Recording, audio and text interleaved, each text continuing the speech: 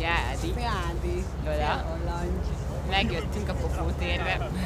Volt is egy kis nap még, de már nincs. Sajnos lement a nap, mert nagyok az épületek. Nem lement, hanem... Alábbukott. Már megy le. A lemenő napfényel hoztam mozdulni. Igen. Most elmegyünk a Mire egyik szerelméhez, Lorenzóhoz.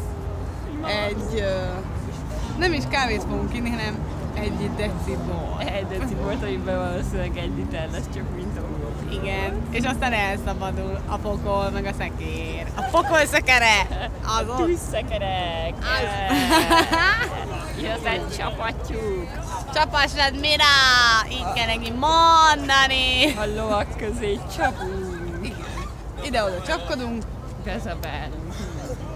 bezabálunk, iszunk egy felest, kihányjuk a belünket. És aztán holnap reggel indulhatunk is. Holnap reggel 5 órakor kell elkezdenünk taxizni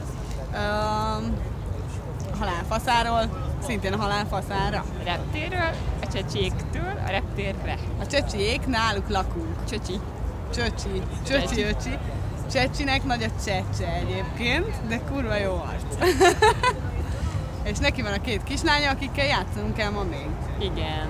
És el kell titkolni a Xéninek, ellopta a szemüveget. Nem loptam el, mert a Csecsi nekem adta, hogy magának vette, de az egyik kislánya, Niki, az lenyúlta tőle, és ezért én kifizettem, meg a Csecsi elment boltba, hogy megvegye nekem, de mondták, hogy ezt csak nyáron lehet kapni, vagy tavasszal.